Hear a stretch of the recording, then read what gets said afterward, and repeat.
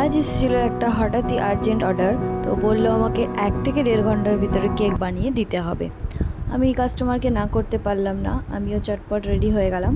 তো আজকে বানাচ্ছি রসমালাই ফ্লেভারের কেক। কোনো ডিমান্ড ছিল না, তাই শুধু রসমালাই ক্রাশ ইউজ করেই করেছি কেকটা আমি। আর এটা ছিল একটা 1/2 পাউন্ডের বার্থডে কেক।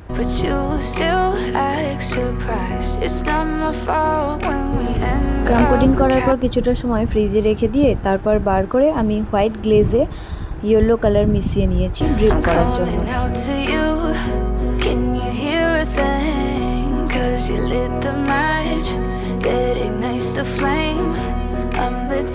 এরপর স্টার নজল দিয়ে আমি ছোটো ছোটো কয়েকটা ফুল বানিয়ে নিয়েছি আর নিচেও বর্ডার দিয়ে নিয়েছি।